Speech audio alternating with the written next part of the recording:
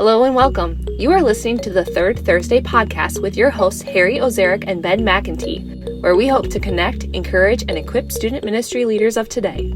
This is a resource provided by the Rocky Mountain District of the Christian and Missionary Alliance, and you can find us on all major podcast platforms. Please hit the like, subscribe, and share buttons to help others be connected, encouraged, and equipped to reach students with the gospel. Here are your hosts, Harry and Ben. Hi, and welcome to another episode of the Third Thursday podcast. Ben, we're here again. Thank you for joining me, and I'm looking forward to a great day. Of course. Now, we're filming this, and my face just looks like it was so washed out. The power of the sun. Well, I think it's the Shekinah glory, but no big deal. Just wanted to just start with that on this all audio format. You know, it's a good thing that the video isn't available, isn't it? It's so true. It's so true because I looked like Nosferatu. It was terrifying. Just bright white. No, you were glowing, man. I was glowing. I was worried you're going to get like a sunburn or something there for a minute. Terrifying. Yeah. Anyway, sorry. No, hey, I love it. It's a great way to start. Laughing, smiling, never a problem starting that way. Our topic of the day today is hold on, right? It's one of the most interesting topics ever known. Okay. Right. Policies, procedures, and good practices. I think people fell asleep. Just hearing that. No, it's exciting. Stay with us. Stay with us because it is incredibly, incredibly important to our ministries, the longevity of our ministry, the health of our ministry, all of it. And so we're excited today to talk about policies, procedures, and good practices. But before we do, school is about to start. In fact, when this recording drops, my kids will already be in school. We're crazy here in Sydney. We start school on the 14th of August. And yeah. So as we enter this time of school, I wondered, Ben, what was your favorite class in school? And you can't say recess because recess is not a class. Recess isn't a class. It's not fair. Well, I mean, you can if you want, because recess was pretty cool. Recess was pretty, or what could I say? Lunch? Is lunch okay? I know people. If you learn something, here's my caveat. If you learn something there, then you can count it as a class, I guess. Yeah. What I learned. Did you learn something? No, at lunch, what I learned is if someone ever says, "Hey, what does that taste like?" That's their way of saying, "I'd like a bite of it." That was always okay. Hey, what is those Oreos? I've never had those. What do they taste like? Yeah, that meant that your friend was trying to get one of your Oreos. Don't give it to him, man. No, sharing is good. Anyway, yeah. Did you have hot lunch or cold lunch? Like, did you bring your own lunch? I brought my own lunch. I brought my own lunch. Did you ever trade your stuff away to get some hot lunch food from your friends? No, it never. That never not even really on worked pizza day for me. No, that never worked. Man, I wheeled and dealed. Those carrots they came at a high price, man. I had the baby carrots, and I could get myself some apple crisp with those baby carrots. You better believe it. People wanted the baby carrots? Listen, you better believe it. Maybe that's how bad our school lunches were growing up. That they were craving something real, not processed. Yeah, I see. Right. I'll take the baby carrots. Yeah. Interesting. Oh, yeah. I traded. I wheeled and dealed, man. I like it. I probably did. I just can't really remember. But we didn't really have a whole lot of hot lunch items. It was mostly everyone just brought their stuff and you would share and try that. But favorite class. Well, in high school, I guess it had to be English. That's where I'm thinking. I like to write and I enjoyed reading some and just thinking that was for me was English class. And then we had Bible class. Bible class was fun. Okay. And I went to a Christian school, so that was similar. A lot of writing. It's similar to English, but obviously different. So that's for me. Absolutely. What about you? You know, together we would have been the ultimate student because I couldn't stand English. I did okay in it. You know, I didn't fail English or something. I speak gooder, you know. But math and science, that was my jam.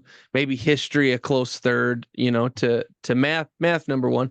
I was just good at it. It came easy, and I was going to be a math teacher, right? You heard that this last week. So Yeah. I Yeah. liked math. Made sense to me, right? Right. Right. Writing was I always never so liked it. abstract. Like I was Yeah. joking with you off podcast, right? It's like, what's the plural of oxen? Okay, so what's the plural of boxen? Right. Nope, it's Right. boxes. No. Okay, well, what's the plural of geese or goose? It's goosen. No, it's geese. It's like, what? No, Who's there's coming up with probably these rules? listen, Who's coming up with the rules? there's some part of Minnesota where goosen probably does work. Hey, don't hate Probably. on Minnesota. No.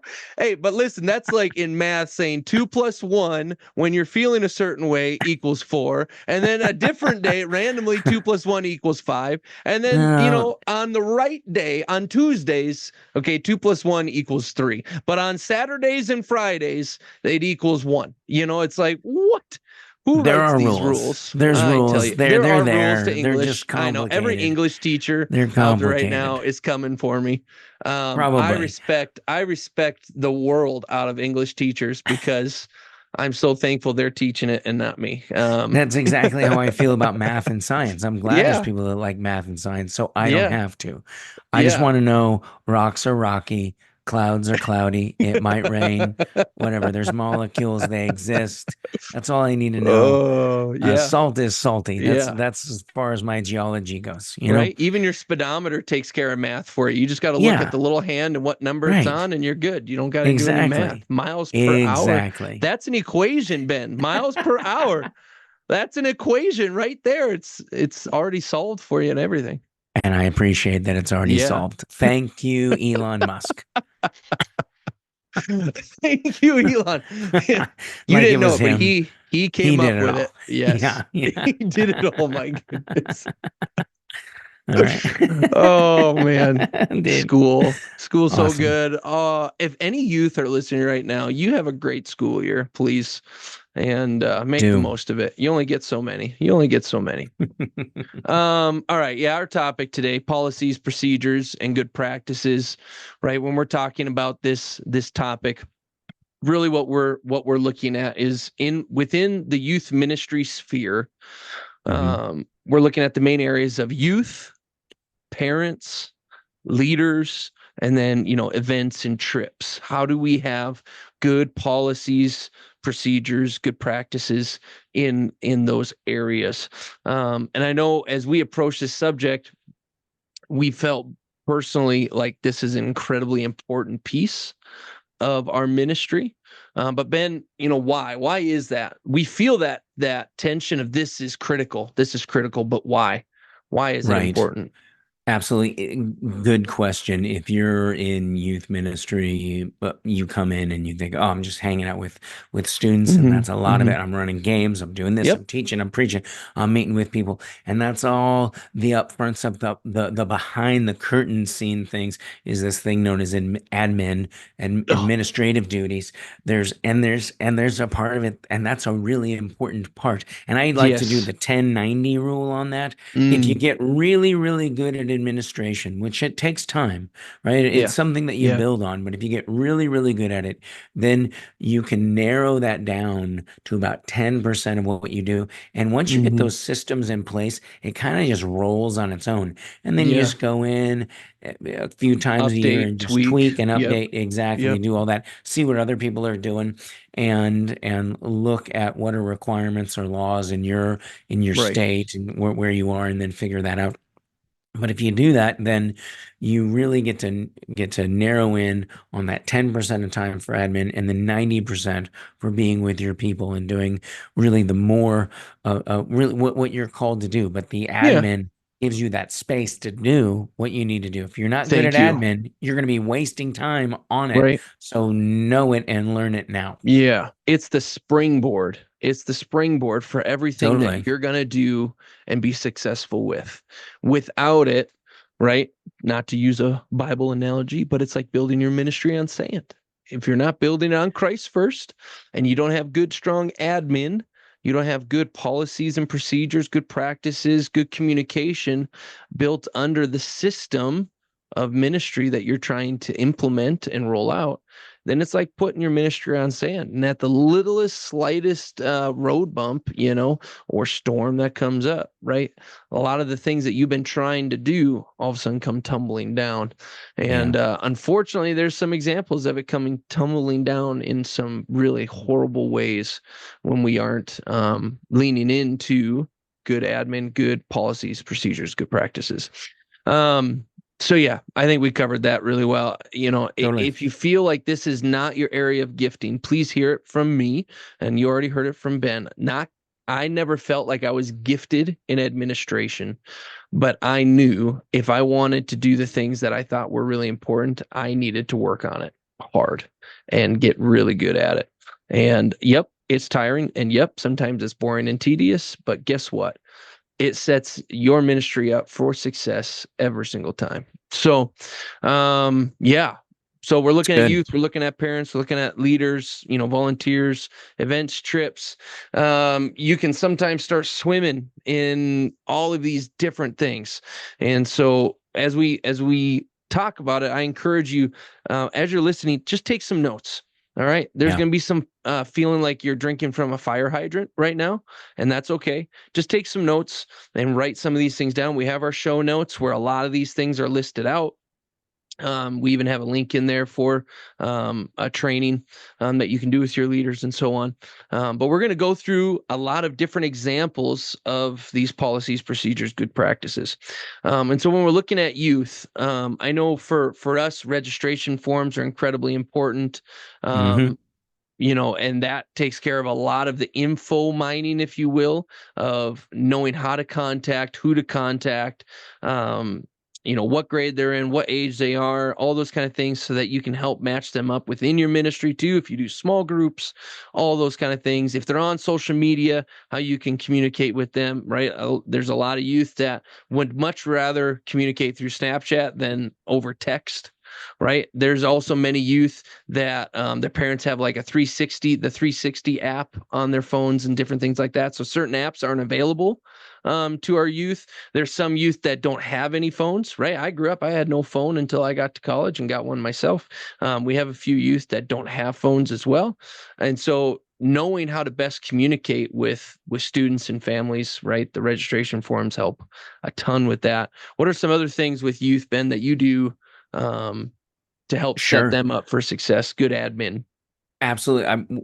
What I begin with is just go into pretend you're a student walking in on a Wednesday and it's your first time coming in, and you walk into the room and you go, and what do you as a youth pastor want to do? Well, you want to get to know them. So you're going to greet them. You're going to say hello. We have youth info cards that we have laying out. So if a student comes, we can get there. Hey, would you be willing to fill this out? Sometimes we wait a couple of weeks so we're not just shoving a piece of paper in their face, and they can get a little reluctant to share. If it's some like high pressured sales pitch of some kind, which certainly it isn't, but they can feel that way. Yeah. But we have a youth info card, getting their name, when their birthday is, what things that they like, also prayer requests on there, just birth date, how we can communicate with them. Those are just easy ways for us to remember new students who are coming in and update existing students information as well. Registration forms, if you're having an event, if you're having a winter camp, summer camp, whatever it is, you have those registration forms. Those are good ways to glean information about your students and parents, and is really, really helpful. Super easy to find versions of those all over online. What I began doing, what I No. began doing is so our registration is now a link on our website, and it's for both new and current. So every year we have all the students do one annually. And then if they bring friends, then they send the link to their friends, and their friends can just do, so they, like, our students in many times kind of handle the registration side themselves, because they want their student to come, their friend to come and connect and keep coming. And so one of the ways of doing that, right, is filling out that registration form. And so we have that as a Google form, and that Google form is linked then to our website. And so if you go to our website right now, www.faithalliancesydney.org, right, and go /youth, you'll see the registration link. You click on that and you can register for our youth ministry. And then students know where that is and they send that to their friends. Hey, go to this site and get registered. And then you'll be up to date when Pastor Harry sends out all the info on different events. You'll be part of that, communication, whether email, Yeah, that's text, good. or group me or something like that. So That's that's good. something that we found has really helped, that you talked about earlier, streamlining, right? So now I don't have to print stuff off. Now it's Right. just, they're on their phones anyways. Now they can just click on a link and go. So that was something I've done the Yeah. last 2 years now. That's saved a lot of paper. Okay. Saved a lot of paper. I like I'm a your idea paper of guy. having quick info cards though, because they're readily available, right? So having Exactly. almost having both could be cool too. So I Absolutely. love that. Yeah. So what do you do? What do you do if a student wants to get baptized? What's your procedure? How do you?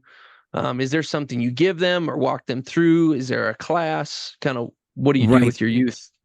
Just actually had our baptism class this last Sunday afternoon. So it's for Okay, sweet. children, youth, and adults. It's where we're all together. We give a short lesson and then we have a booklet that we Hmm. give to any prospective Yeah, parent slash child or adult. The baptism book is for kids and parents, but yeah, it's for anyone. It's super yeah. simple and it It's a goes, 1 day class, right? Like how many yeah. hours?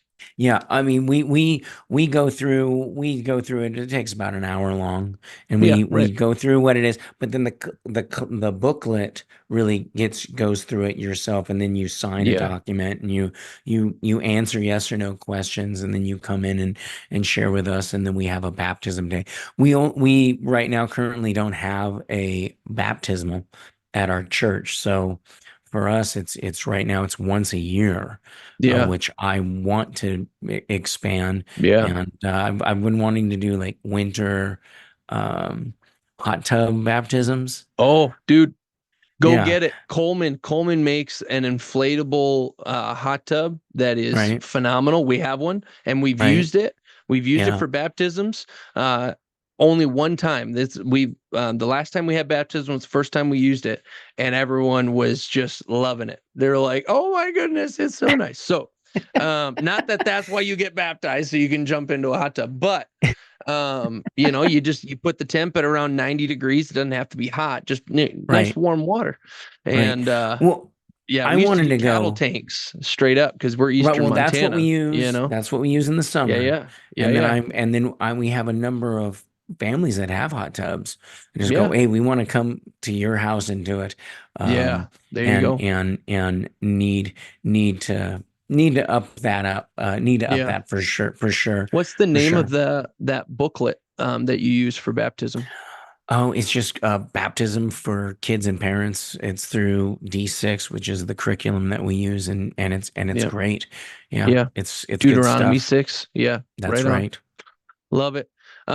So one of the other things too that's really important to me, and I know having talked to you is really important as well, is giving opportunities for our youth to be involved in our kids ministry as well.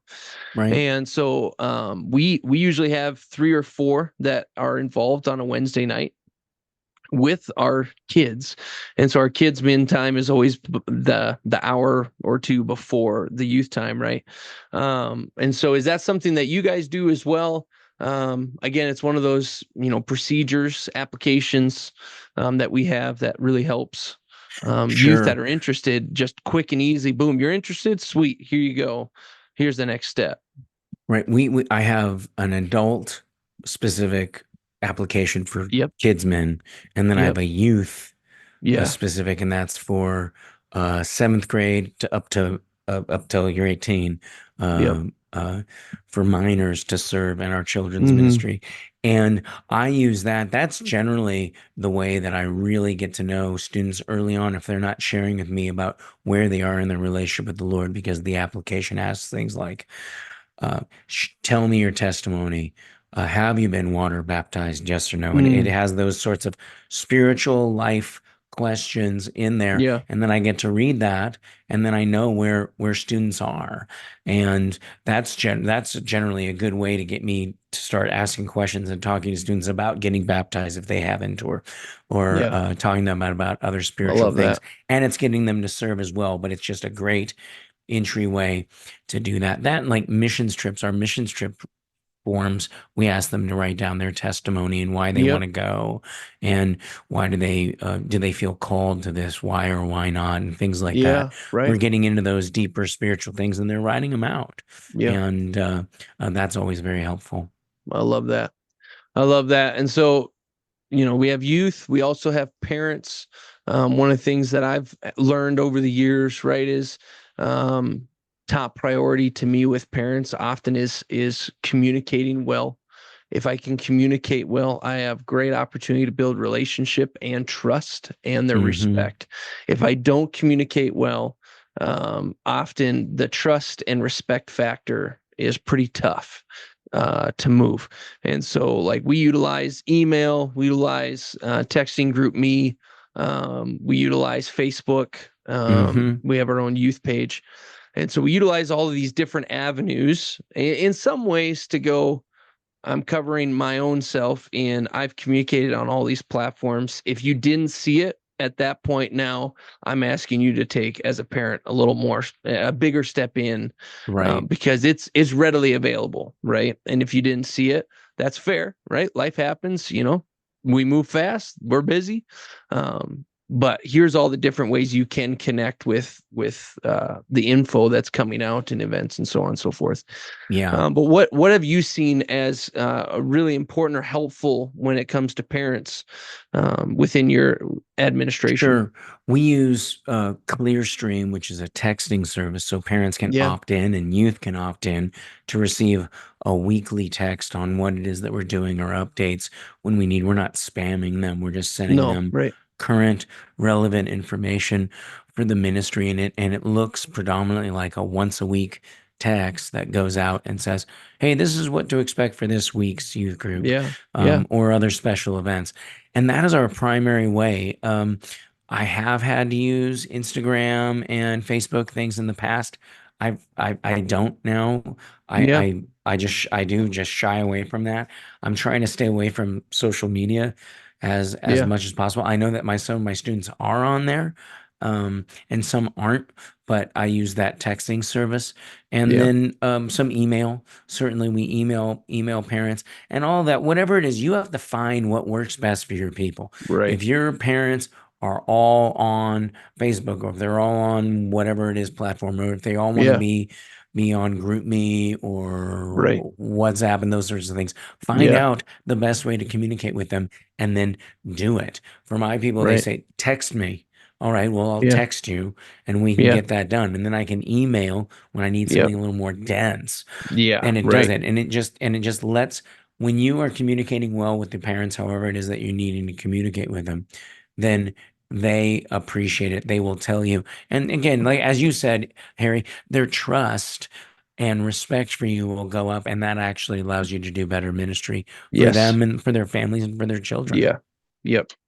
Yeah, Yeah, you get more buy-in, you get more connection opportunities, all of it, right? And totally. really, we're not just trying to get them to like us. What we're trying to do is build a relationship with them, right?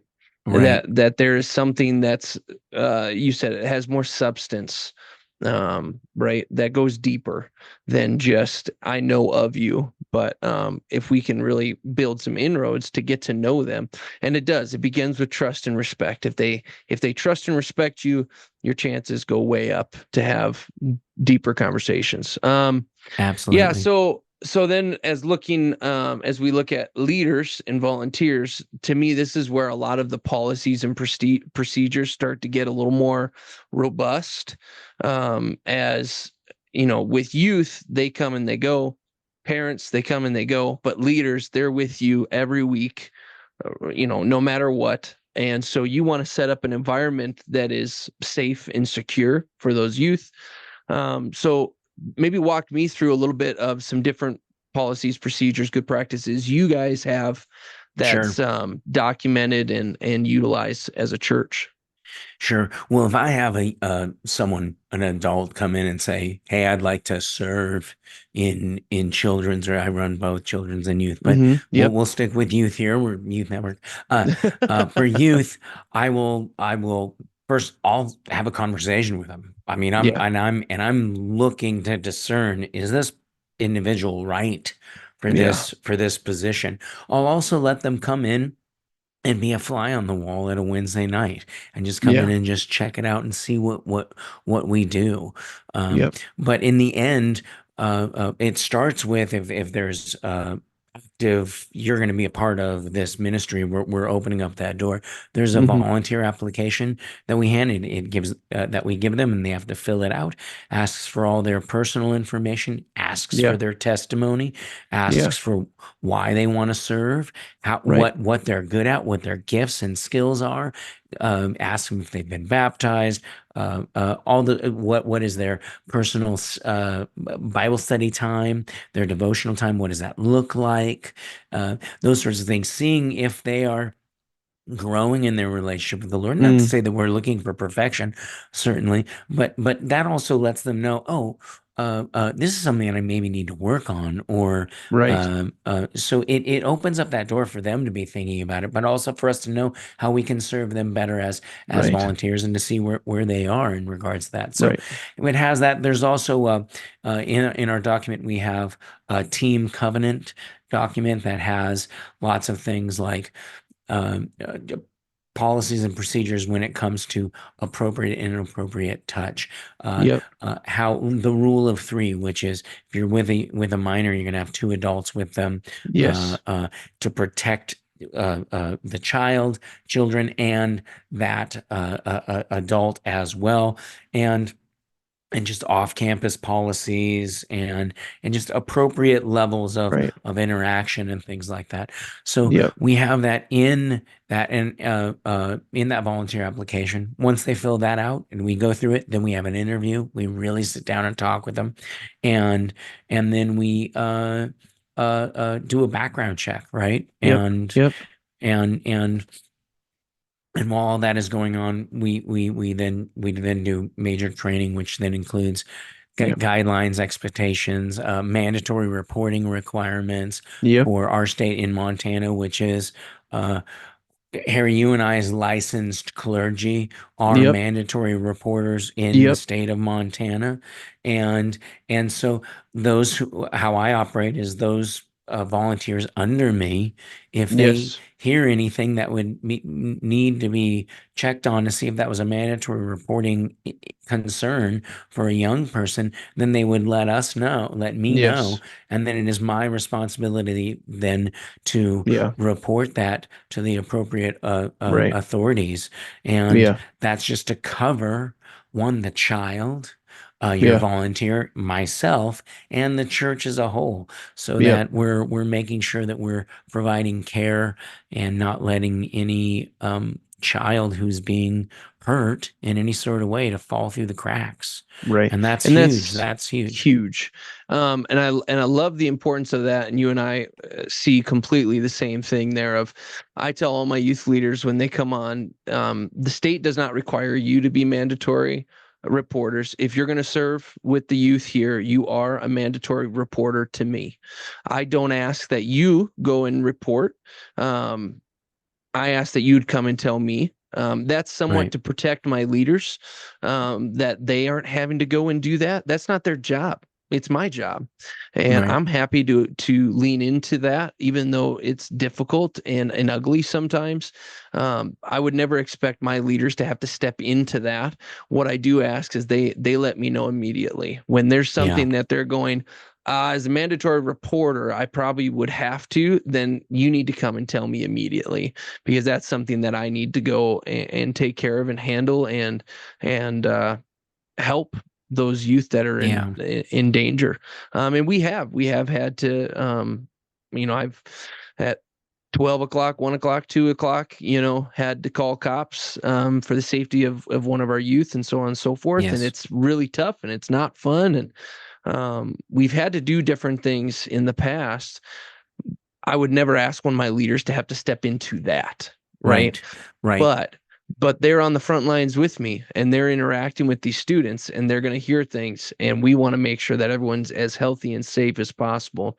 And Yeah. so I love that you say that, and what it speaks to the leader, that you trust them, one, two, that you care and love them, two, and three, that you want to protect them too, that it's not just protect the students, you want to protect your leaders too, right?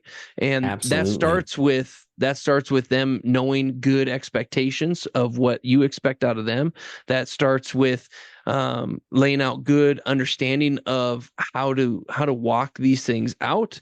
That starts with having a healthy relationship where you can see and understand their faith and their buy-in to the youth ministry. Yeah. Yeah. It begins with all of those things. So that what you do is very similar to what we do. If there's someone that wants to work with the youth, right, it's application, then I usually go and have a meal with them. Yep. And chat and they ask every question they can. I try to answer every single question I can. If I don't know, or if I don't have a great answer, right, I write it down. Like sometimes you get a question that you haven't encountered before. You're like, well, I don't know. Let's talk about Yeah. that. But to the best of your ability, right? And then how we do it with the youth is very similar, slightly different. We say if you're going to be a youth leader, all we ask is for a 1-month commitment up front. And that 1 month is just you coming, or 3 months, excuse me. 1 month to see how things are going. 3 months, a commitment for you just to come and engage, get to know the youth, let them get to know you, all those kind of things. And then when that 3-month time is coming to an end, right, then I meet with them again and go, how are we doing? What do you see? Is it good? Is it bad? How are you feeling? And then I share what I'm seeing. The nice thing is having all those other steps before this. I've never had to turn someone away at the 3-month mark. I've never had to been like, this is not working, which is great. But we utilize that 3 month of just this get to know you period where they're not expected to do a lot of work, but just expected to come and engage. And then we ask for that full commitment of the rest of the school year then at that point, right? And then I have had a few go, hey, I appreciate this. The 3 months have been great, but I feel like this probably isn't my spot. And then it's like a wholly awesome time of great. You feel, confirmation in what God's calling you to do and be, and it's not this, and that's great. And let's lean into that and help you find another spot in the body. So having that application, having the background check, having that soft entry period of time where there isn't this big commitment up front. 9 months, man. Oh, that's a big commitment. Having that soft entry where they can just see, observe, engage, connect, and then get a feel for the ministry. Then they make the bigger commitment, the fuller commitment of, okay, I'm with you through the school year, kind of a thing. And then part of that administration for us is we give them the summers off. And so we run from August to May. And when I say August, I mean really into September, more September to May, right? And then they have July and June and July off. And then August, I start having conversations with all of them again and going, hey, where are you at? Is God calling you to this again? I'd love it for you to be a part of it again. Where are we at? And then I can either confirm they're in, or I need to recruit some more leaders, those kind of things, right? You're glowing again, Ben, and I love it. I know. I love it. So yeah, Just sometimes on the mandatory reporting, one of the things we do, so background checks is important. We do that every year now, by the way. We used to not do it every year, but we noticed, and in talking with multiple other organizations, even though many of their volunteers had done a background check and even done a background check with another organization they were working with, these organizations were still doing in-house background checks, meaning they're serving with them. They're going to have them go through a background check with them through their service. And they're going to do it every year, which I thought was unique. I hadn't heard of that a whole ton. This was probably like 6-7 years ago that we started doing it every single year. A lot happens in a year, and the accusation is all that needs to come for the challenge to come for all of these policies and procedures. And so the more robust you can be with it, the more prepared you can be with it, then the more prepared you are to walk out whatever accusation would come, and to have and I good think that's good. accountability through it all. I think that's good. And our policy is every 2 years. Yeah, And so there you you go. find Yep. out, you talk to your people, you find Yep. out what your jurisdiction, what your state Yep. law is would Yep. require. Look into that. And if there's nothing there written in stone, then Yeah. talk to your elders and talk to your senior Develop your pastor and good say, practice. Yep. exactly, and find out what works best for you. And that's always been my Yeah. personal standard. I hear 1 year and I go, yeah, I see a lot of good Yeah. in that. But Yep. here's the deal: regularly background check, and then you will have to re-up that at some point in Yeah. time. Yeah. You don't just Yep. do it. It's not a one and done thing, No, no, right? thank you. That's the point, right?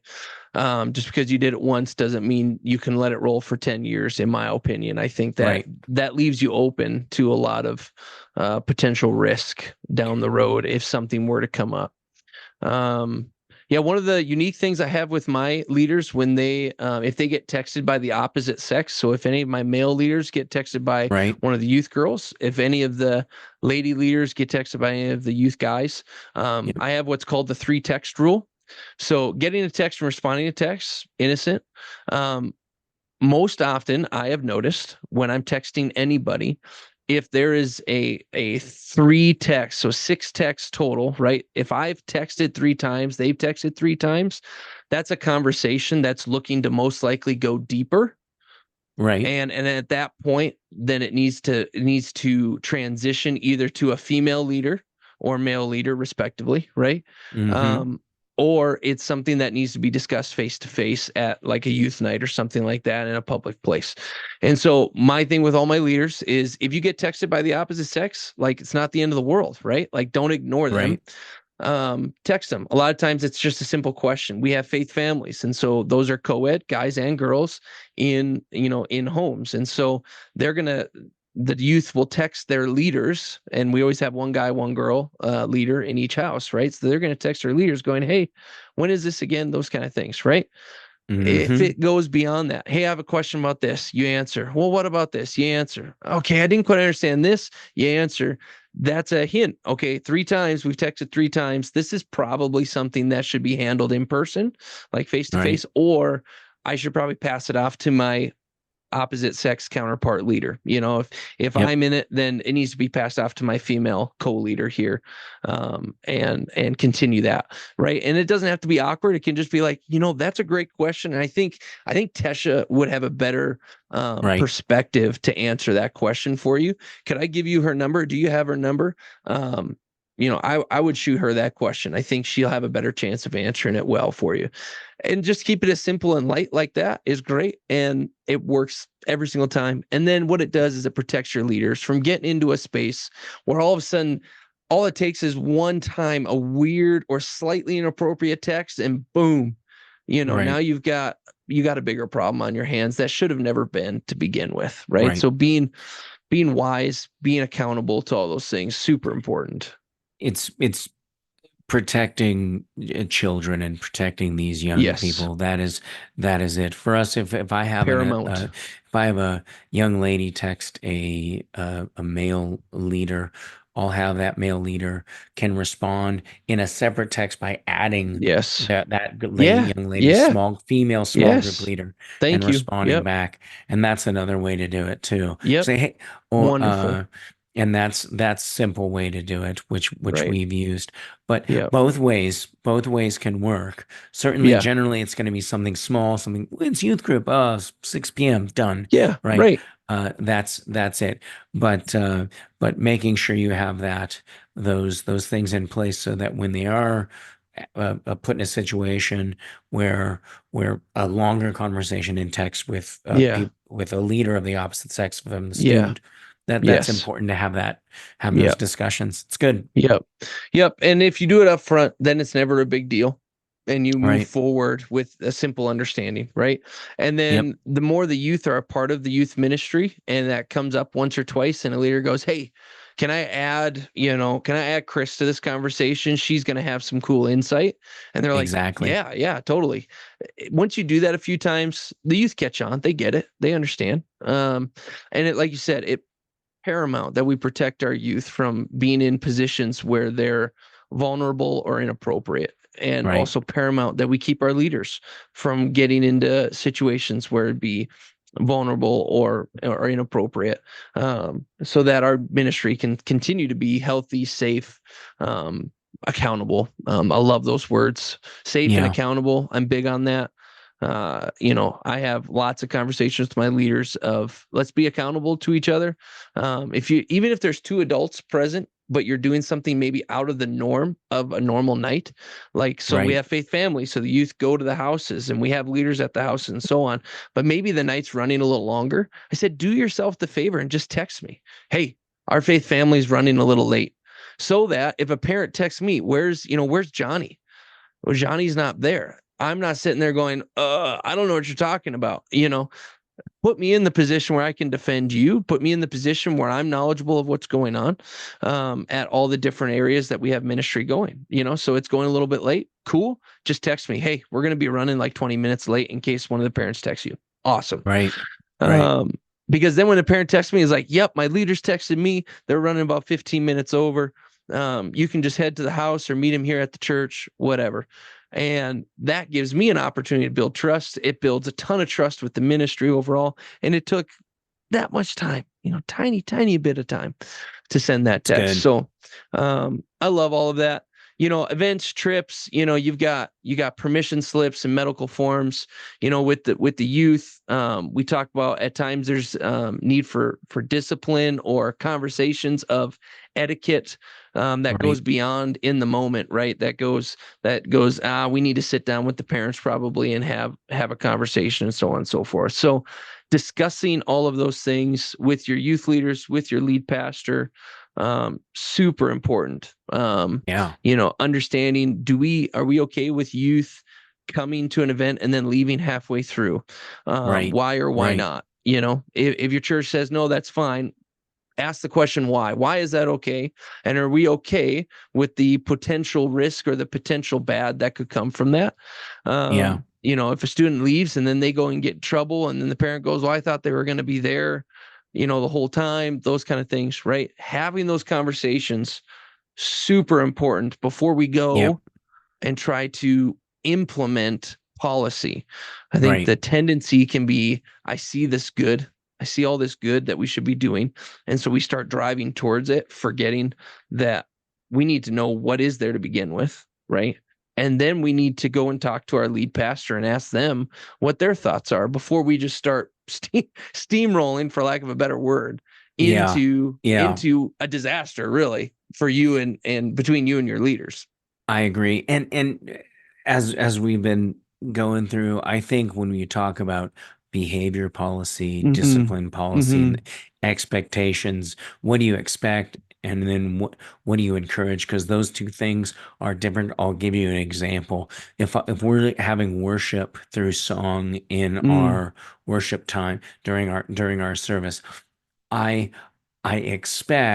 expectation is that during worship, the students will not be a distraction to others, but but the expectation cannot be that they will sing. I can't force them to sing. Right? During a lesson, I expect them to be quiet respectful, and to be respectful, but I can't force them to listen. So I think that or raise their hand, right? Or you have to answer, right? Seeing the distinction. And I think two. that, and then you get into things which like PDA and youth groups. Maybe that's a whole other episode, really, like behavior policy. I think it can be, because that's something that we have to deal with on a regular basis. Those sorts of things, and I think for volunteers, finding out what needs to be expected, and then what needs to just simply be encouraged, and what are your expectations of your students. I think that's good. Yep. I completely agree. I think that is another episode, and probably one that'll come here in the future, because I think the behavior, discipline policy, those kind of things, expectations, would encompass like gossip and rumor too, and that conversation of, are we treating each other respectfully? Are we loving our neighbor well? Those kind of things. Another one too that comes up as far as policy is a fundraising policy, often overlooked. And I don't know about you, Ben, but I've had many different times I've had people come up to me with ideas for fundraisers. Right. And when I was younger in ministry, I didn't have a good system to filter those opportunities through like I do now. Now I have it all written out and I have it all approved by the board for what we say yes to as a fundraiser and what we say no to. So I can just pull that out. And obviously it's at our discretion, if it's really close, but things like we don't do fundraiser opportunities that we don't make at least 60% of the total. Like if we're selling something for somebody and we're going to make 20%, we're not doing that. We're not here to fund a business, right? Right. Another one is fundraisers that don't make more than $10 an hour. So total effort. Right. Those aren't done either. And so what that is saying is we're going to put in this much effort, this much time. We want to see that effort be something that's helpful to the students and so on. There's a few that fall less than that. So like we do a coffee shop and that doesn't always make the $10 an hour bar, but it has a better purpose next to it. So, it's to our discretion. But what's nice is I can utilize that so that someone in our church that goes, I have I partner with this business and I have these necklaces and we can sell them and do this kind of stuff, right? I can say, here's our policy and let's just look at it together and see how it lines up. And it protects our church from causing friction with people too. It's not just a flat no.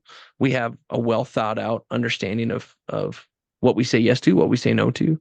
That's good. And it preserves a relationship too, what I'm saying, with that other person. Absolutely. But like I said, as we lean into all of these things, hopefully you've been taking notes. You can look at the show notes again. It's incredibly important to mention, and we ask you please to first be praying about all of these things. Don't just jump in and go, well, they said it on the podcast, so we must have to do it here. Second, go talk to your lead, ask them, do some data mining, research. What do we have in place and what don't we have in place? And do we see a hole here or there? Or are we actually, pretty solid in certain areas that we weren't fully aware of? Do we have any documents that were signed saying this is policy, this isn't policy, those kind of things, before we just jump into creating something? And then my next biggest piece of advice is ask for your lead pastor's advice in creating something. Don't come to them with nothing. Come to them some well thought out thoughts, ideas, but come open-handed. Yeah. Ready for input, ready for changes, ready for review, not taking it personally. When we put a lot of time into something, it can be easy to take it personally when someone questions it or wants to critique it, right? So coming open-handed, and then allowing your lead pastor then to do his job and lead and bring that to the elders, to the governing board, right? Where they now get a chance to look at it, offer their thoughts, input, review. Then you edit it all and then you can resubmit it. I'm talking the important stuff, right? Like we're talking the behavior policy or the discipline policy or the background checks or the safe place training, all of those kind of things. The really important stuff, not are we going to do worship this week or next week, right? Or right. Things like that. We're not talking creating policy till you're, blue in the face and drowning in it. But these important things that we've already discussed, do it as a team. That's what it is, right? Yeah, that's good. And I know you do that. It's something that I practice all the time of, you'll gain the respect and trust of your leaders if you bring them in on the ground floor with a well thought out thought and idea and let them give their thoughts, input. And some of your ideas they might kind of shoot down Sure. to start with. And so you let it bake for a little bit and maybe you edit or you come at it from a different point of view and you bring it up a little bit later and here's another thought. And either way, when it is implemented, then now it's implemented together as a team and you're not standing on an island, right? Screaming into the wind, now you're together on this hill, working together, and keeping your church safe, keeping your students safe. keeping your leaders safe and your family safe. So by having more eyes on it, it allows nothing to slip through the cracks, and that's important. And in the end, the goal is that there will be deep intimacy for your students with the Lord. That's it. Yes. Amen, brother. We're talking How do we about set them up? growing in your relationship with Jesus. That's it. Why are these things important? Going back, it is because they can take away. We want them to have a deep relationship with the Lord. And there are so many in a fallen world, there's so many pitfalls and things, tiny, seemingly small things to really large things that can hinder and roadblocks and stumbling blocks for people. And you want to remove any of those out of the way so that they can run to Jesus. That's it. Yep. Right. All those things can take away from what you're trying to accomplish and ultimately what God's trying to accomplish. And so being a good steward of your policies and procedures is what we're talking about. And that's what you are. You are a steward. You're a steward of those students. You're a steward of their time. You are a steward of the word. And to present that as clear and honest and within the healthiest environment possible is super important. So doing it as a team, do it as a team, bring your youth leaders into it, let them have input, ask for their input. Don't just let them ask, desire people's input, let it refine your thoughts and ideas so that when it's done, it is something that is cohesive among the entire team, right? So that the good news can be preached and heard and understood and lived. And people grow closer to Christ. So as always, Ben, we want to ask these 3 questions as we talk about all these policies, procedures, good practices. Hopefully you didn't fall asleep. All right. But if so, wake up. Wake up. Exactly. Wake up. But how does this affect you and your leaders, right? Have your leaders. I would love it if anyone listening to this podcast would send this link to their leaders and have their leaders listen to it. I don't just mean youth leaders. I mean your lead pastor. I mean your elders, your governing board. This could be an opportunity for you as a youth leader to affect some really cool, healthy change with your team together, where everyone talks about what's important and moving forward. So how does this affect you and your leaders? Obviously, how does this affect your students, right? Pros and cons to everything. How does this affect your students? How can we better help our students, serve our students? And most of all, as Ben already said it, how is God being honored through all of it? That's the end, right? The end is we want to point people to Jesus, and we want to set people up for success. We want to set up ministry for success, that it would be profitable, and ultimately bring glory to Him. That's right. And so that brings us to the end of this episode, another third Thursday episode on policies, procedures, and good practices. Ben, it's been great. Thanks again for doing this with me. Always. Thank you, Harry, for having me. Yes, sir. Y'all have a great rest of your day, and we'll catch you next time. Thank you for listening to the Third Thursday podcast. We hope you feel connected, encouraged, and equipped to reach students with the gospel. You can find more resources at rmdcma.com/youth. If this content was helpful for you, make sure to share it with a friend. See you next time.